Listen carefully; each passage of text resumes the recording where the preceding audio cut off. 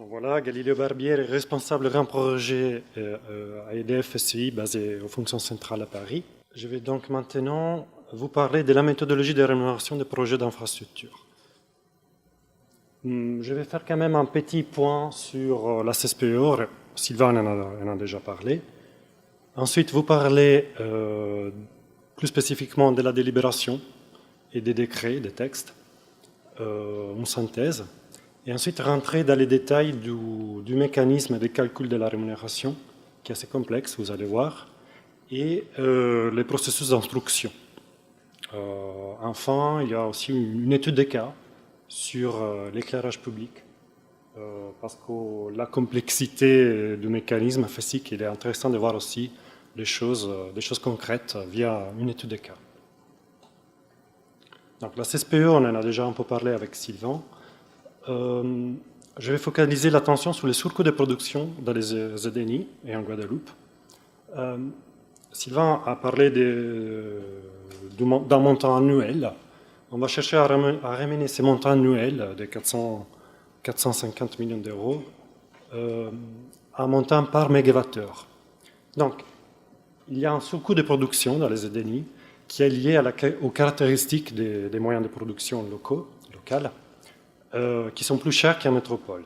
Donc le coût de production est de l'ordre de 250 euros par mégawattheure, selon les moments de la journée. Si, pour satisfaire la demande, nous avons besoin de produire avec des TAC, les coûts de production marginal va être de l'ordre de 250, voire plus, 300 euros par mégawattheure produit. Dans d'autres cas, les coûts de production sont plus faibles, si la demande notamment est plus faible. Ou aussi si une partie de la demande est satisfaite par des moyens photovoltaïques ou éoliens qui ont des coûts marginaux faibles. En face de ça, ça peut être un coût de production, comme on a vu, mais ça peut être aussi l'achat d'électricité. En face de ça, on a un tarif de vente avec une composante qui est la composante de l'énergie qui est utilisée pour faire face à ces coûts. Les tarifs de vente, la composante énergie, est de l'ordre de 50 euros par mégawattheure. Donc ça veut dire qu'il y a une différence qui est de l'ordre de entre 0 et 200 euros par mégawattheure entre ces deux valeurs. C'est les surcoûts de production qui existent dans les ZNI. Il faut couvrir ces coûts de production, et ces surcoûts de production sont couverts via les charges des services publics de l'énergie, la CSPE. Elle est payée par tous les consommateurs d'électricité sur la facture, donc aussi bien en Guadeloupe qu'en métropole, et elle est de l'ordre de 22,5 euros par mégawattheure. C'est un montant qui a été établi récemment par la CRE. À partir du 1er janvier, c'est 22,5. Donc, Sylvain a montré les montants de la CSPO à la maille de la Guadeloupe. Voici les montants à la maille nationale. Donc on voit que ce qu'on appelle la péréquation tarifaire dans les ZNI, c'est-à-dire la différence, la couverture de la différence entre les coûts de production et les tarifs, la composante énergie du tarif, couvre environ 23% de la CSPE. Donc sur un montant de 6,3 milliards d'euros en 2015, c'était un prévisionnel aussi, nous avons à peu près 1,5 milliard des charges CSPO liées à la péréquation tarifaire. Ensuite, nous avons les tarifs d'achat des renouvelables, qui sont en réalité la plus grosse partie de la CSPE, 66%. Et on a aussi un petit montant des tarifs d'achat des ENR dans les ZNI, 4,6, et une partie plus limitée aussi, comparable à celle-là, pour les dispositions sociales que nous avons vues. Donc, 1,5 milliard pour la totalité des ZNI et à peu près 400-450 millions pour la Guadeloupe.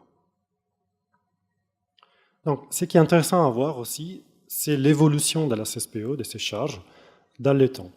Donc la CSPE a été établie environ il y a 12 ans, et on voit qu'elle a énormément augmenté sur les années. On voit donc la composante liée à la péréquation tarifaire, ici en bas, en rouge, qui a si augmenté, mais qui depuis quelques années, depuis 2012-2013, elle est plutôt stable. Elle a même baissé en passant de 2014 à 2015. Ce qui a vraiment augmenté, ce sont les charges liées aux achats des énergies renouvelables. Donc on voit en jaune là le photovoltaïque qui a explosé, et aussi l'éolien. Aussi, après, bon, on voit les autres ENR qui ont aussi augmenté un peu.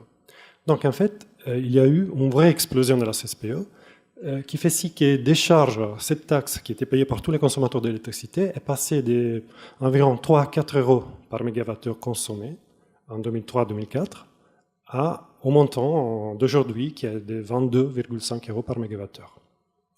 Donc, il y a une vraie nécessité de maîtriser cette augmentation. Un levier de la maîtrise de la CSPE est, en ce qui nous concerne dans les EDNI, la MDE. On va baisser la consommation avec l'objectif de baisser les surcoûts de production. Voilà. Donc, quels sont les textes qui sont applicables au sujet? D'abord, ce sont des décrets, dont celui de 2004, cité aussi par Sylvain, un décret en 2014 et un décret qui a été récemment publié qui cadre la MDE et la CSPE, les liens entre les deux choses. En fait, ces textes disent une chose. Ils disent que c'est une phrase assez bien soignée, que les coûts supportés par les fournisseurs électriques en raison de la mise en œuvre d'actions de maîtrise de la demande sont inclus dans les charges imputables aux missions de service public, la CSPE, dans une limite de 100% de la CSPE évitée. Donc ici, il y a des messages importants. Un premier message, c'est l'idée des coûts. Ce qui est compensé, ce n'est pas la CSPE évitée, mais ce sont les coûts supportés par les fournisseurs d'électricité. Donc ce sont les coûts supportés par EDF. Donc il faut passer par EDF. Et l'autre idée importante, c'est l'idée des limites. Les coûts sont remboursés, sont supportés, mais dans une limite. Et la limite est 100% de la CSPE évitée. En effet, les premiers décrets, les décrets de 2014, mettaient en place ces mécanismes, mais plaçaient la limite à 80% de la CSPE évitée. Il y a quand même une vraie volonté politique de développer la maîtrise de la demande, et cette limite a été augmentée récemment à 100%. Il faut dire que quand même, si un projet va toucher 100% de la CSPE évitée, il n'y aura pas une baisse de la CSPE, parce que tout simplement, la CSPE, plutôt qu'être touchée par EDF pour payer les surcoûts de production, eh bien, la CSPE va être touchée par les porteurs de projets d'MDE. Donc, il n'y aura pas une baisse de la CSPE. Mais quand même, on maîtrise, oui. Et voilà, le rôle central d'EDF, parce que ce sont les coûts supportés par les fournisseurs d'électricité, pas par n'importe qui. Donc, suite au décret, déjà suite au décret de 2014, la CRE a publié des délibérations qui figent vraiment la méthodologie d'une façon opérationnelle. L'idée, c'est de mettre en œuvre un mécanisme de compensation du porteur de projet sur la base des mégawattheures évités. Et justement, on a parlé dans le décret des coûts et des limites de CSPE évitées, mais les mécanismes de calcul des coûts est figé dans la délibération, ainsi que les mécanismes de calcul des surcoûts de production évitée. Donc il faudra calculer ces deux éléments, les coûts et les surcoûts de production évitée. Ensuite, il y a un mécanisme de calcul de la rémunération qui est basé sur ces deux éléments, les coûts et la limite. Et il y a aussi tout un mécanisme d'instruction, contractualisation et aussi des mises en place des mesures de suivi et de contrôle tout au long de la vie des projets, selon les cas, nous allons voir. Donc, de quel projet nous sommes en train de parler? Pour le moment, dans la délibération de juin, nous sommes uniquement en train de parler des grands projets d'infrastructure. Grands projets d'infrastructure visant la MDE, c'est-à-dire nécessitant un investissement supérieur à 1 million d'euros. Des exemples peuvent être des réseaux de froid ou des réseaux de chaleur, des WAC, c'est-à-dire des systèmes de climatisation à l'eau de mer, Sea Water Air Conditioning, des projets d'illumination publique, pourvu que la taille de l'investissement est supérieure à 1 million d'euros. L'étude des cas que je vais donner, c'est sur l'illumination publique. Ou d'autres projets supérieurs à 1 million d'euros. En effet, la délibération n'est pas très précise pour le moment. Jusqu'à la date d'aujourd'hui, il n'y a pas eu d'instruction des projets. Donc il y a, à mon avis, une certaine liberté pour proposer des choses à nous, à la Creux. Et ensuite, si tout va bien, les projets peuvent être acceptés. Guillaume, dans Ripodas, dans sa présentation, va présenter d'autres idées, des projets qui pourraient être intéressants sur les territoires. Donc, ce qui exclut, ce sont ainsi nommées les petites actions des MDE. Par exemple, des remplacements massifs d'ampoules ou les remplacements d'un parc de chauffe-eau. Des actions que nous menons déjà, mais qui sont exclues pour le moment du périmètre de la délibération. Par contre, elles seront traitées dans une deuxième délibération qui va justement couvrir et cadrer les mécanismes de rémunération pour ces actions-là, pour les petites actions. Donc, cette délibération, nous sommes déjà un peu en train de travailler avec la Creux pour sa définition. On a fait des réunions de travail avec eux. Très probablement, il y aura, c'est pas encore certain, il y aura une consultation dans les prochains mois.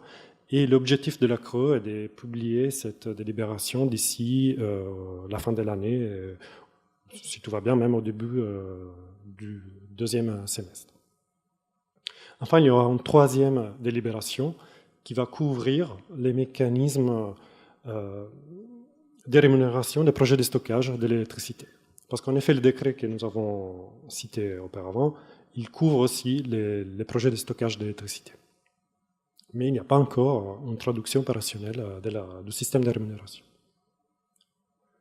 Donc, voici une synthèse du mécanisme, après on va rentrer dans les détails. L'idée, c'est qu'un porteur de projet d'infrastructure visant la MDE peut, il n'est pas obligé bien sûr, mais peut contractualiser avec EDF une compensation. Et les montants de cette compensation vont être liés au surcoût de production évité par le projet et au taux de rémunération du capital immobilisé dans le projet, qui, lui, il est établi à partir d'une analyse des risques du projet. Si quelqu'un de vous est familier avec les contrats d'achat d'électricité pour les producteurs, c'est quelque chose de similaire qui a été mis en place. Donc, ensuite, il faut savoir que la compensation n'est pas versée en début du projet, comme une subvention aux investissements, mais elle est versée tout au long de la vie du projet, mensuellement. Il s'agit vraiment, d'une certaine façon, d'un contrat d'achat entre EDF, SEI et les porteurs de projets pour des mégawattheures évités. Donc, c'est vraiment quelque chose de similaire à un contrat d'achat. Donc, les montants actualisés de la compensation, lui, est limité à 100% du surcoût de production évité. Mais lui, il est indexé, par contre, sur les coûts du projet, pas sur les surcoûts de production évité. Et enfin, il y a quand même un mécanisme de contrôle tout au long de la vie du projet. Et en effet, le versement de la compensation est lié à la vérification des économies réalisées. Donc, je vais quand même rentrer dans les détails de tout cela, mais si vous avez des questions, n'hésitez pas déjà. Si je comprends bien, donc la compensation est versée tout au long de la vie du projet à hauteur de la CSPE évitée. Qu'est-ce qui se passe si cette CSPE varie dans le temps? Elle augmente ou elle diminue? Parce qu'on le voit qu'elle est le surcoût de production dépend aussi du cours du pétrole ou du développement des énergies renouvelables. Qu'est-ce qui se passe si cette CSPE évolue dans le temps?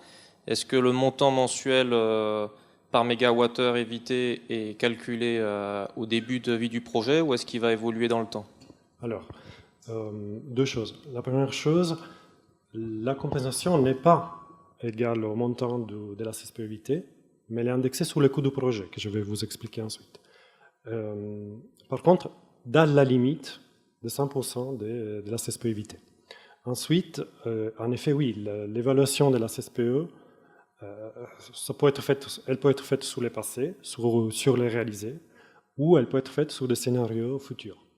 Ce qui est fait, c'est au moment de la contractualisation, il y a une évaluation, Et c'est à partir de cette évaluation-là que les montants de la limite est calculé.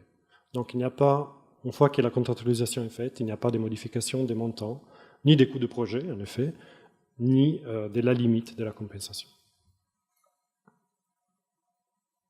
Voilà, mais je vais continuer, je vais rentrer dans les détails de tous ces points-là.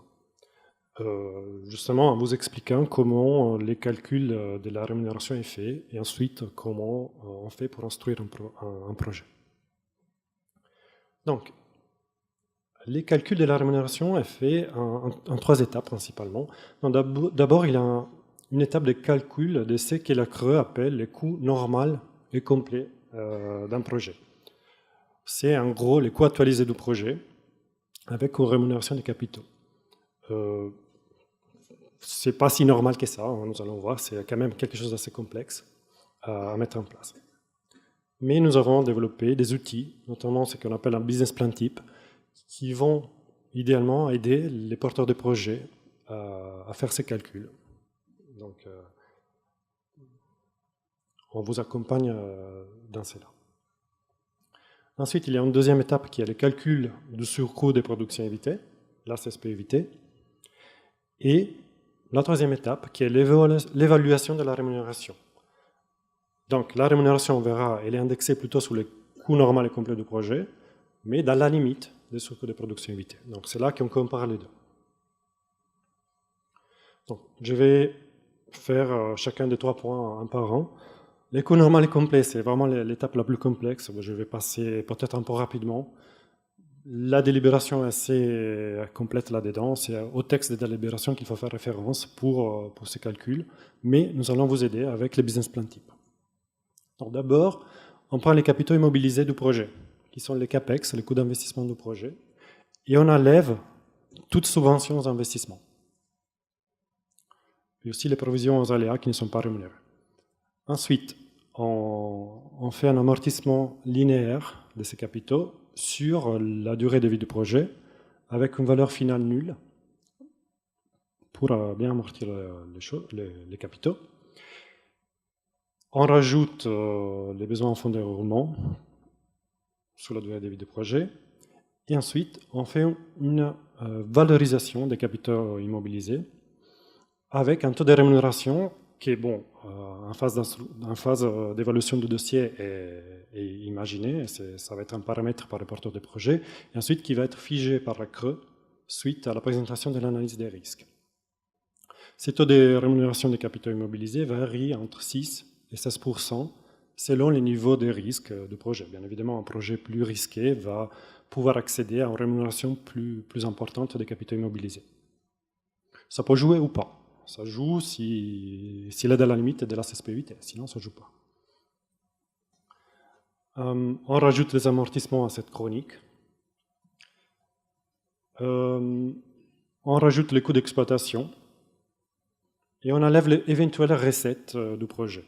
Un projet des ventes de foie, par exemple, d'un réseau de foie qui a des recettes de vente de foie, va déduire à son coût les recettes.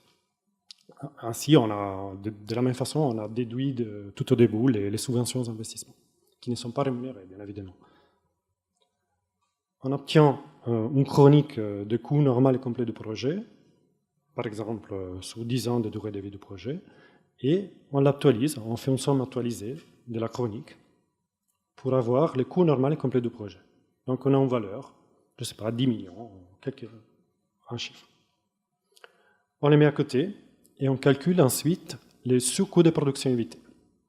Donc ça, je pense que vous avez plus ou moins déjà compris comment faire pour les calculer. C'est plutôt simple. Il faut avoir une chronique des consommations évitées, 1 MWh électrique par an. En réalité, il faudra l'avoir même heure par heure sur l'année, sur une année type.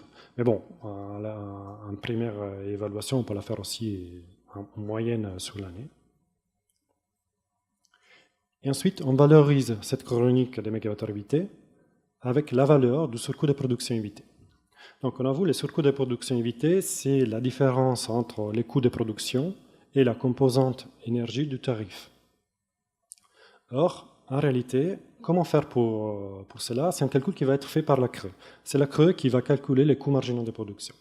Pour aider les porteurs de projets, ils se sont engagés à publier entre le 15 décembre et le 15 janvier de chaque année des coûts marginaux de production à l'horizon année plus 15 ans. Donc aujourd'hui, ils devraient publier les données pour l'année 2030. Et hors par heure pour une année type, à l'horizon 2030. En gros, il prend des scénarios des coûts futurs des matières premières, du pétrole. Il prend les parcs de production de chaque territoire. Il prend aussi les scénarios de consommation à l'horizon 2030. Et ils font tourner un modèle, une optimisation, qui leur donne des coûts de production à l'horizon 2030, heure par heure, sur une année type. Donc, à partir de cela, le porteur de projet va avoir une idée aussi donc, de la valeur de son projet et de la valeur de la CSPE évitée. La CRE, cette année, n'a pas encore publié les coûts marginaux de production, mais avec les échanges que nous avons eus, bon, c'est la première année, donc ils devaient développer les modèles et ils ne l'avaient pas. On pense qu'ils vont publier ces données-là très prochainement. Voilà, donc, on a une chronique des mégawattheures évités, on multiplie par la valeur, on obtient une chronique des valeurs des CSPE évitées sous les années de vie du projet, et tout simplement, on actualise aussi cette chronique. Donc, on va obtenir aussi une autre valeur, qui est la CSPE évitée, par ces projets-là. Et bien évidemment, donc, on passe ensuite à la rémunération. La rémunération, ce n'est pas la chronique des CSPE évitées, mais elle est proportionnelle à la chronique du coût normal et complet, dans une limite, parce qu'il y a les plafonds de 100% de la CSPE évitée. Donc, en tant que porteur de projet, je vais toucher les coûts normaux et complets année par année, dans une limite, et si la limite est atteinte, donc si mon coût normal et complet du projet est supérieur à 100% de la CSPE évitée, eh bien, je vais ajuster la chronique des compensations pour arriver à 100% de la CSPE évitée. Voilà.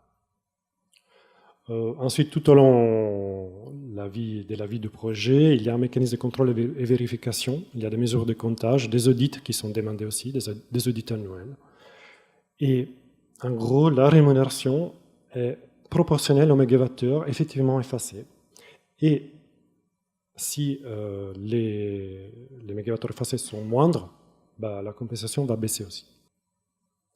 Donc, on avoue, c'est un mécanisme un peu complexe. Donc, ce que nous mettons à disposition des porteurs de projets potentiels, c'est un fichier Excel qui permet de calculer vous-même, de vous faire une première estimation, une première idée de la rémunération à laquelle vous pouvez arriver. En sachant que, bien évidemment, on verra ensuite dans le processus, la valeur finale est calculée par la CRE en passant par là. Voilà, il y a des données projets typiques qu'il faut mettre, renseignées dans le fichier Excel. On peut aussi faire des échanges sur ces types de calculs et les fichiers donnent automatiquement une ligne, là en rouge en bas, une chronique des compensations à retenir selon les cas. Donc, le processus d'instruction du projet, il est bien détaillé dans la délibération de la CRE, donc je n'ai pas repris la totalité des documents qu'il faut fournir, mais il y a notamment certains documents clés qui sont assez importants. Donc, on imagine bien une note sur les projets et les mégawattheures évités, qui doit s'appuyer aussi sur des audits énergétiques. Une matrice des risques, qui sert à justifier les taux de rémunération des capitaux immobilisés. Un plan d'affaires et un montage financier. Quels sont les capex du projet, quelles sont les subventions auxquelles les projets peuvent accéder. Ces dossiers sont aussi analysés par EDF-SEI. Il y a une note d'accompagnement qui est produite par EDF-SEI. Et ensuite, il y a la saisine de la CRE, donc l'instruction du projet auprès de la CRE. Le dossier est envoyé. Et c'est à ce moment-là que la CRE calcule les coûts de production précis évités par le projet, en faisant tourner leur modèle du parc de la Guadeloupe. La CRE détermine aussi le taux de rémunération des capitaux, entre 6 et 16, et ensuite notifie les résultats de son évaluation avant la signature de contrat entre EDF et les porteurs de projets. À ce moment-là, EDF et les porteurs de projets peuvent signer les contrats et mettre en place un mécanisme de rémunération. Tout au long de la durée de vie du projet, il y a bien évidemment le versement de la rémunération qui s'est fait mensuellement, comme je dis, mais il y a aussi des mécanismes de contrôle via des mesures de comptage, des audits énergétiques qu'il faut fournir annuellement, et voilà. Et donc c'est un contrat qu'il faut faire vivre et une rémunération qui sera versée. Quelques mots sur le processus projet. Comme vous avez vu, c'est quelque chose d'assez complexe. Il faut collecter plusieurs éléments pour pouvoir présenter un projet à la creux.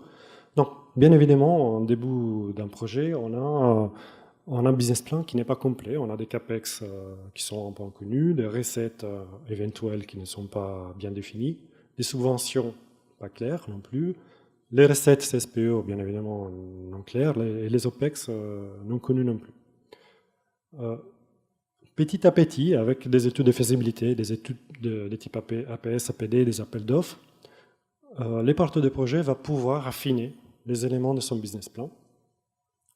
Et c'est seulement, par exemple, en signant des conventions d'aide aux investissements ou avec les résultats des appels d'offres. Et c'est seulement une fois que la plupart des éléments sont définis qu'il va pouvoir contractualiser la CSPE-évité. Parce que les calculs de la CSPE-évité est dépendant des autres éléments. Les calculs de la CSPE-évité vont dépendre des CAPEX, mais aussi des subventions qui sont déduites des capitaux immobilisés, mais aussi des OPEX et des recettes. Voilà. Voilà, là, on vous donne des liens, mais on va en parler plus tard. Et l'idée maintenant, c'est de vous proposer une étude de cas, un projet d'éclairage public. Bon, voilà. Je vous ai mis des annexes que vous allez pouvoir regarder. Voilà, l'éclairage public, pourquoi? On s'est dit que, bon, déjà, les mécanismes assez complexes, c'est peut-être intéressant de vous présenter une étude de cas. L'éclairage public, c'est quelque chose qui peut se faire. Ce sont des projets assez simples, hein. Il n'y a pas de recettes, il n'y a pas de clients impliqués. Mais quand même, il y a un vrai potentiel en Guadeloupe et dans les EDNI. En fait, on constate que les installations d'éclairage public dans les EDNI sont souvent un peu obsolètes, avec des luminaires en fin de vie, typiquement des luminaires, des ballons flot-vapeur, mercure ou sodium haute pression. Sodium haute pression, ce sont les luminaires qui font une lumière plutôt orange, qu'on observe très fréquemment ici. Une petite note quand même sur ces projets. Je ne suis pas un expert d'éclairage public, donc j'ai demandé à des experts de me préparer un peu pour ces projets. Mon objectif est de vous donner une idée. Après, nous pourrons aussi vous accompagner sur ces projets d'une autre façon. Mon objectif est de vous donner une idée et de vous expliquer les mécanismes de rémunération CSPE. Bon, donc des installations obsolètes, c'est-à-dire donc des surconsommations, une mauvaise efficacité lumineuse et une consommation électrique beaucoup plus forte qu'elle pourrait l'être, et aussi un confort visuel qui en réalité n'est même pas compatible avec les dernières normes. Des coûts de maintenance plus élevés, aussi un contrôle des périodes d'allumage-extinction qui est peut-être défaillant parfois et qui pourrait être optimisé, et parfois même aussi des facteurs de puissance dégradés qui font aussi que les factures électriques sont augmentées. Donc il y a quand même des choses à faire. Pour l'éclairage public, il y a plusieurs actions possibles. Des actions simples, donc la maîtrise des heures d'allumage ou la réduction de la puissance aux heures creuses, si la luminaire les permet, avec des horloges, qui permet d'arriver à des gains de l'ordre de 5 ou 20% de la consommation. Les passages du ballast ferromagnétique au ballast électronique, oui, ok. Si on a encore des luminaires en ballon mercure passés à la lampe SHP, ça fait baisser la consommation de 45%. Mais aujourd'hui, l'intervention standard, c'est les passages du ballon mercure ou même des lampes sodium à haute pression au LED. Ça fait gagner jusqu'à 70, voire plus, d'énergie. Donc, on peut voir des installations ballon fluo ou SHP, donc, qui par luminaire vont consommer pour les vapeurs de mercure 250 watts et 150 plus les ballasses pour les sodium haute pression. Ça, c'est un exemple de luminaire à côté d'ici. On peut passer au LED, où, avec la même puissance lumineuse, on a une consommation de 48 watts. En plus, le LED, comme je disais, a un confort visuel accru, la possibilité de bien régler la puissance avec de l'électronique, donc baisser la consommation aux heures creuses. La possibilité aussi de bien cibler, de bien directionner le flux lumineux, chose plus complexe avec les plus vieilles luminaires. Donc, il a plusieurs avantages. Un autre avantage, c'est la durée de vie.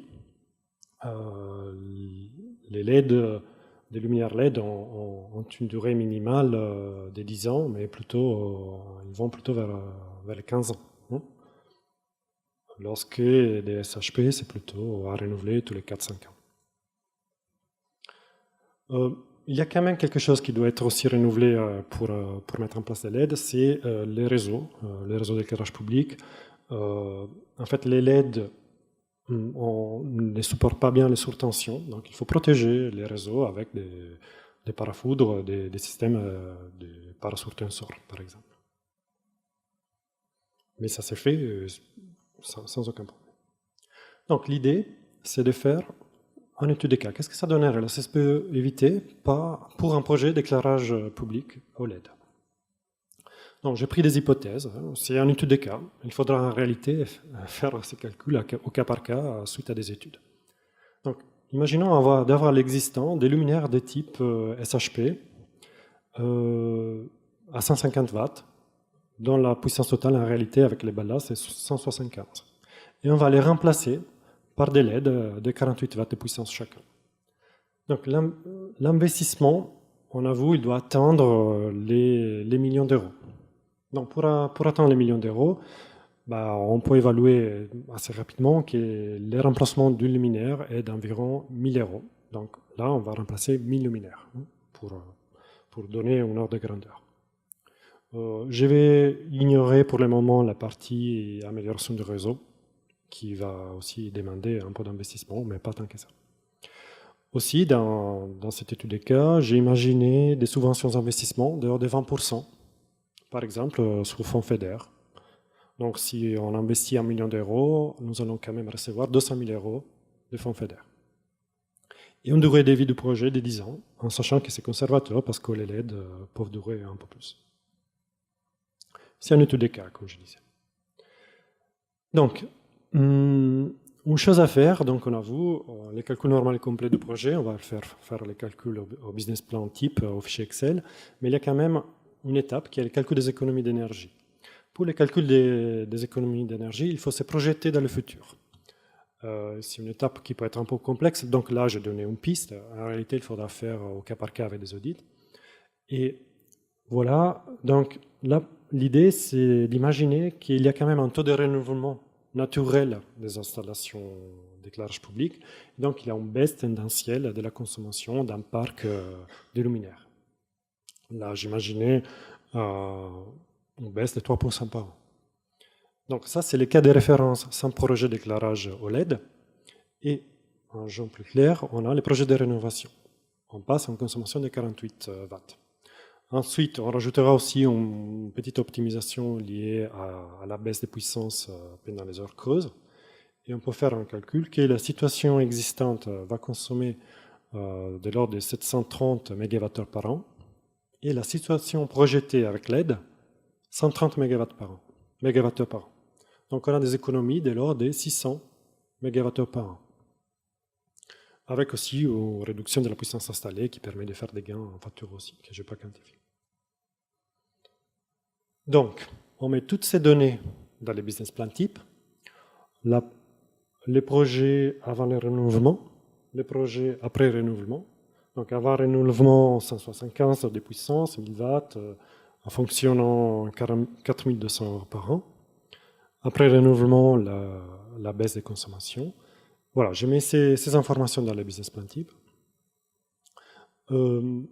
J'inclus les informations financières de mon projet, l'investissement d'1 million d'euros dans ce cas, notamment. L'effet que j'ai 20% de subventions d'investissement. Il faut aussi faire, pour faire l'estimation, il faut avoir une idée donc, des coûts marginaux, des surcoûts de productivité. Donc là, j'ai mis une valeur qui nous semblera raisonnable, de l'ordre de 180 euros par mégawattheure. C'est une valeur moyenne pour avoir une idée. J'ai déduit la composante énergie du tarif, qui est de l'ordre de 50 euros, et j'arrive à une valeur moyenne de surcoût de production de l'ordre de 128-130 euros par mégawattheure évité. Et j'ai mis un taux de rémunération des capitaux de l'ordre de 11%. Donc, qu'est-ce que ça donne, tout cela? Ça donne une rémunération. Déjà, ça donne les calculs du coût projet et les calculs du surcoût de productivité montrent que le coût du projet est supérieur à 100% de la CSPE évité. J'arrive même à 200%, 217% de la CSPE évité. Ça veut dire que ma rémunération va être plafonnée au 100% de la CSPE évité. Elle est de combien ma compensation? Bon, elle est pas linéaire, elle n'est pas toujours pareille, elle va baisser un peu dans les temps en suivant l'amortissement des capitaux immobilisés. Mais la première année, elle est de 88 000 euros. Et en moyenne, sur les 10 ans de vie du projet, elle est de 71 000 euros. Donc, c'est-à-dire qu'un porteur de projet qui a investi 1 million d'euros, il peut potentiellement toucher 700 000 euros sur 10 ans. C'est pas rien. Et en plus, voilà, les plafonds de rémunération est touché, la compensation est versée. En plus, il faut calculer aussi qu'il va faire quand même des économies d'énergie. Et les économies que nous estimons sont plutôt de l'ordre de 600 MWh électriques par an, fois, disons, 120 euros par mégawattheure de facture. Voilà, on arrive à environ 60 000 euros d'économie d'énergie par an. Multiplié par 10 ans, ça fait 640 000 euros. Voilà, on peut résumer qu'est-ce que ça donne. Donc, on a un investissement de 1 million d'euros, 800 000 euros portés par le porteur de projet, qui lui ensuite va les avoir financés à sa façon, 20% de subventions d'investissement. On fait les projets d'éclairage public.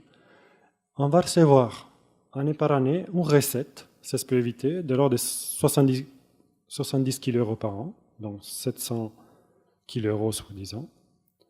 On va recevoir aussi année par année une baisse de la facture d'électricité, 64 kg euros par an, 640 kg euros sur 10 ans. On va avoir aussi une baisse des coûts de maintenance, que je n'ai pas quantifié ici. Mais en gros, la conclusion, à notre avis, ces types de projets sont prometteurs. On peut arriver à un équilibre économique intéressant. Et, bon, je n'ai parlé tout au début, il y a aussi le confort visuel et tout l'intérêt, la valorisation du territoire qui est réalisé grâce à l'amélioration du système d'éclairage. Bon, voilà, pour terminer, un petit rappel des étapes projet. Moi, j'ai focalisé sur la partie CSPE évité, mais bien évidemment, un projet d'éclairage public doit couvrir à d'autres jalons aussi. Un diagnostic de l'existant, des audits énergétiques à réaliser, des études de faisabilité, l'identification du projet, des études d'avant-projet, les montages financiers, la passation des marchés et la demande de subventions aux investissements, à peu près en parallèle.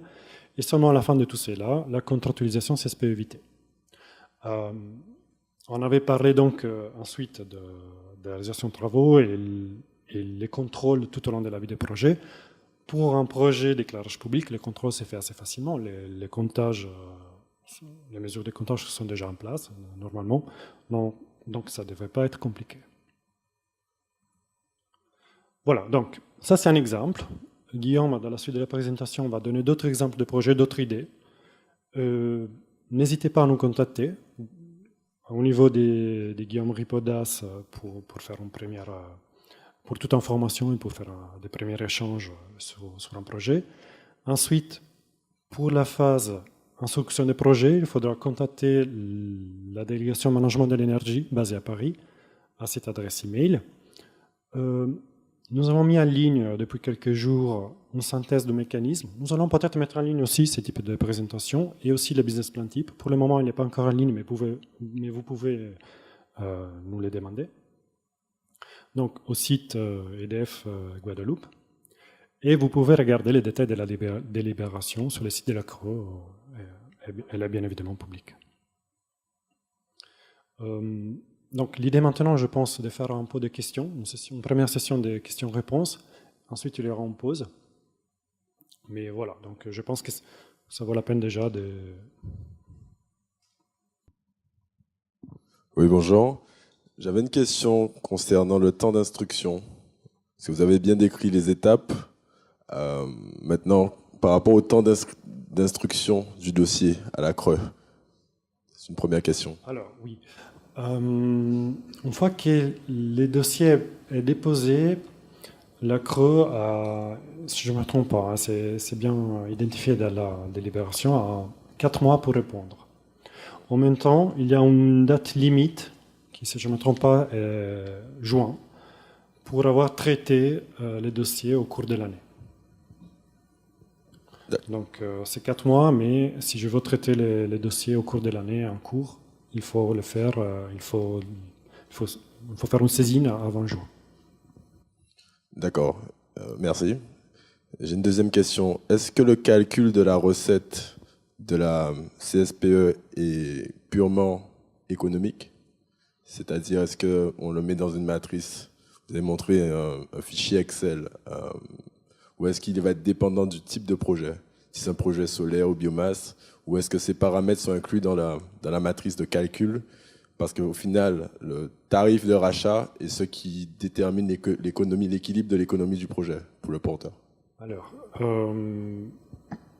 on pourrait dire, oui, que le calcul est purement économique, mais en réalité, il faut fournir aussi les éléments techniques pour le calcul.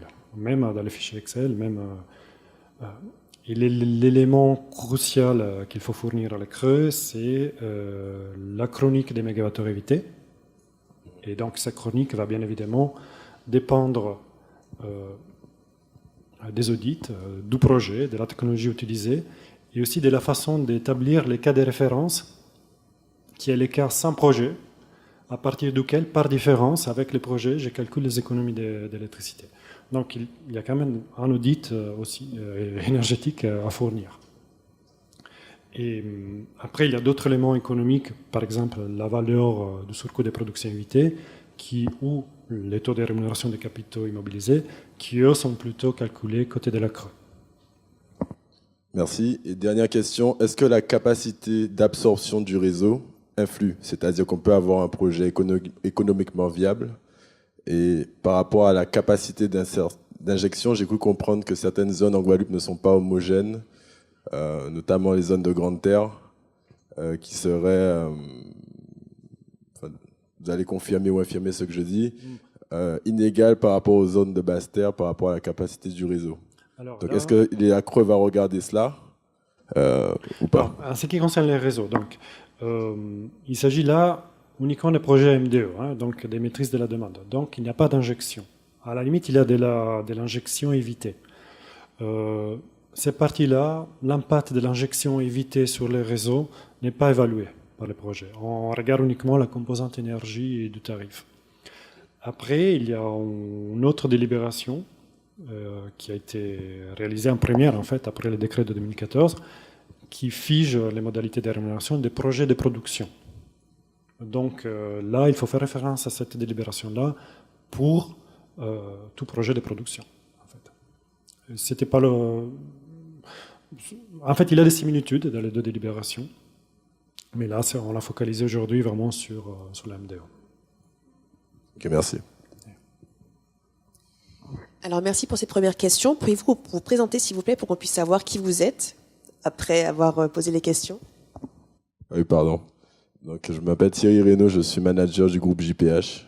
Donc, c'est un groupe dans différents domaines. Donc, dans les travaux publics, dans la participation dans la SEM Énergie de la CNBT, on fait du rhum, canne à sao, beaucoup de cannes aussi, du transport. Voilà. Merci. Y a-t-il d'autres questions? Oui, bonjour Nicolas, directeur de la DEAL. Alors je devrais peut-être savoir, mais comme je ne sais pas, je pose quand même la question. Comment ça va se passer concrètement avec, rappelez-moi les basiques, je devrais savoir, c'est l'éclairage public, pour continuer sur ce bon exemple. Les communes, en général, c'est eux compétentes. Qui va déposer les dossiers? C'est plus une question Guadeloupe. Qui va déposer les dossiers? Qui va aller les voir? Quel est le rôle du CIMEG là-dedans? C'est-à-dire que ça paraît... Comment va être le processus derrière pour passer de l'idée à avoir le dossier, je sais pas, c'est plutôt local ça. Donc oui, je comprends, c'est une question plutôt locale. Moi, je vais répondre du point de vue de l'instruction du projet. Et ensuite, peut-être quelqu'un pour compléter ma réponse. Du point de vue de l'instruction du projet, il y a quand même une obligation qui est celle d'avoir un projet d'au moins 1 million d'euros.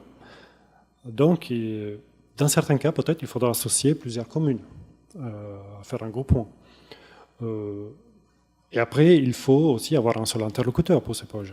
Donc, voilà, d'un point de vue de l'instruction du projet, il y a ces deux contraintes. Il faut un interlocuteur par projet et la limite est d'1 million d'euros. Après, comment traduire localement ces deux contraintes? Je pense qu'il y a plusieurs pistes. Je ne sais pas si quelqu'un va compléter sur ça, mais... Non, pour prendre l'exemple de l'éclairage public, mais s'il y a quelqu'un du CIMEG, ça sera peut-être compétent que moi pour répondre, mais à ma connaissance, certaines communes ont transféré la compétence d'éclairage public au CIMEG.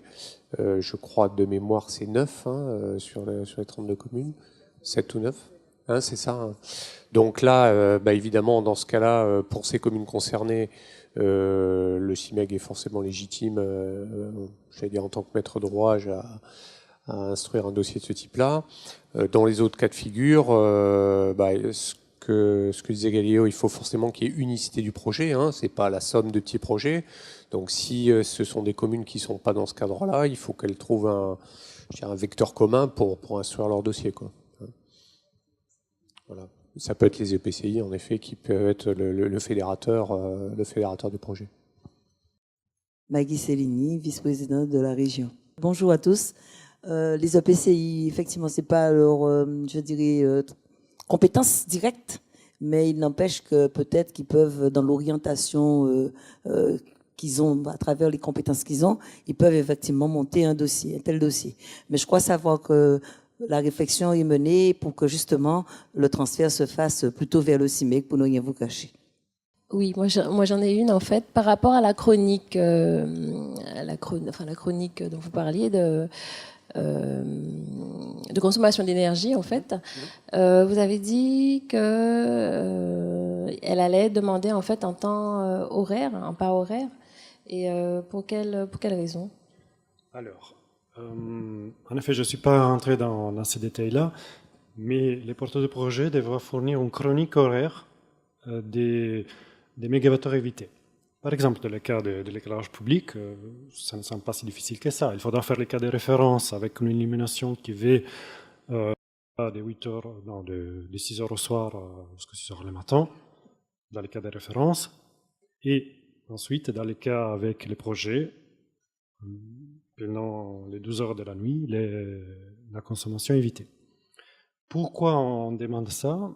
Je n'ai parlé un tout petit peu au début, c'est parce que les surcoûts de production varient tout au long de la journée. En fait, les surcoûts de production sont plus importants quand on va appeler des moyens de pointe plus chers pour faire face à une consommation plus élevée. Par exemple, pendant les points de consommation, on va appeler des TAC, des turbines à combustion, qui sont là derrière d'ailleurs, et dont les mégawattheures produits est assez cher, de l'ordre de 300 € par mégawattheure. Donc, si je fais une économie d'énergie à ce moment-là de la journée, eh bien, je vais quand même épargner une production très chère. Et donc, je vais pouvoir accéder en réalité à une CSPE évité plus haute, plus élevée. Voilà.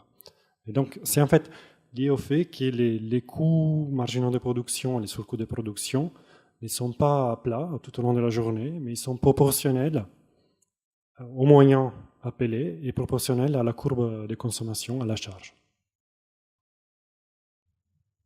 Ça ne pouvait pas être sur un pas de temps un peu plus large, sur 2 ou 3 heures? Oui, en théorie, ça peut être aussi sur des pas de temps plus larges. Après, là, tout simplement, je pense que la Creux a développé un modèle au pas horaire.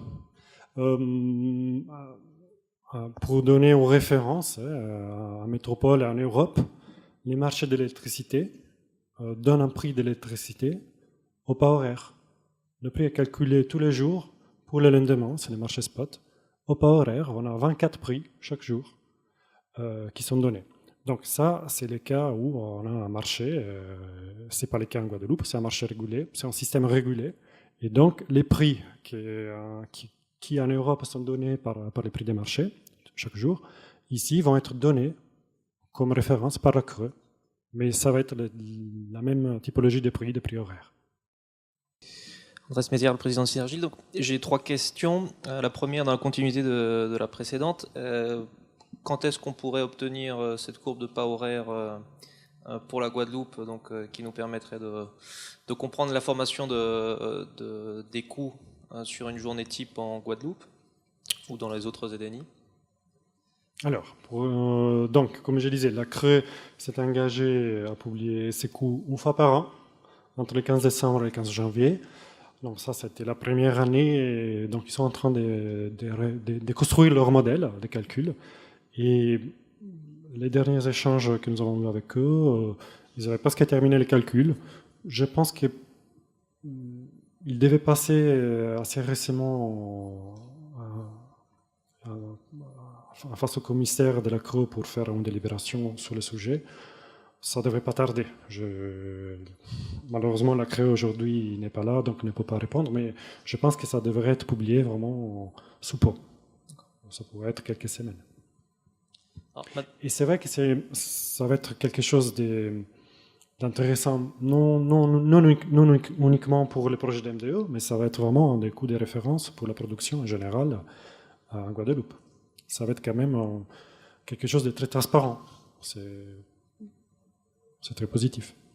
Alors, mes deux autres questions portent sur les chroniques des capitaux immobilisés que vous aviez présentées. Donc, la première porte sur le taux d'actualisation du capital immobilisé. Donc, on a compris de votre présentation qu'il y a une matrice de risque pour qui va être élaborée par la CRE et que chaque projet va être positionné dans cette matrice de risque. Ça peut aller de 6% de taux d'actualisation. Le taux de rémunération. Taux de rémunération, ce qui, bon, c'est toujours bien, mais c'est un grand écart par rapport aux 16% que vous avez évoqué. Tout à l'heure, dans votre présentation, vous avez situé un projet d'éclairage public, donc un basculement en LED avec un taux d'actualisation de 11%. Quels seraient les deux extrêmes? Quel type de projet serait à 6%, donc réputé pas du tout risqué, et quel type de projet serait à l'opposé à 16%, considéré comme extrêmement risqué? Alors, c'est une bonne question. Alors, il faut dire que les projets d'éclairage public, je les place à 11%, mais peut-être c'est le type de projet qu'on pourrait placer même à 6%. Après, ça ne changerait rien. Parce que de toute façon, à 6 ou 11%, les coûts vont être beaucoup plus élevés que la limite de 100% de la CSPVT. Donc, ce qui va entrer en jeu pour un projet d'éclairage public, ça va être la limite. Ce n'est pas la rémunération, ce n'est pas les coûts. Ce n'est pas la partie coût. Un projet, par contre, qui pourrait... Bon, pourquoi j'ai dit ça? Un projet d'éclairage public n'est pas très risqué en soi. Il n'y a pas de clients, justement. La technologie est prouvée. On ne voit pas trop de risques sur ce type de projet. Un projet qui pourrait accéder à une rémunération plus élevée, c'est un projet plus innovant. Bah, quand même, on peut justifier aussi une innovation sur un projet LED, hein, ça c'est sûr. J'ai pensé à un projet des ZWAC, des climatisations LED mer. se voit qu'il y en a 3 ou 4 au monde. Il faut trouver un client. La technologie est chère, pas tout le monde sait comment faire. Voilà, ça c'est un exemple de projet où il me semble possible de justifier des risques et donc justifier un taux de rémunération des capitaux immobilisés plus élevé. D'accord, merci. Et la dernière question, donc, c'est sur la catégorie même de capitaux immobilisés, parce que souvent ce type de projet se finance avec de la dette. Lorsque vous parlez de capitaux immobilisés par un porteur de projet, vous parlez uniquement des fonds propres qu'il investit dans le projet, ou on parle de ces fonds propres et de la dette qu'il contracte pour boucler le financement du projet, sachant que souvent il porte le risque de la dette. Donc, Oui. Alors, pour moi, la seule chose qui est déduite des capitaux immobilisés, ce sont les subventions d'investissement. Donc, si après je finance les restes de l'investissement sur de la dette, elle sera aussi rémunérée. Par contre, ça aussi, c'est pour rentrer en jeu sur la rémunération des capitaux immobilisés. Les plans de financement doivent être présentés à la CRE, et j'imagine que la CRE va établir son taux de rémunération aussi par rapport à ces plans de financement. Merci pour l'écoute.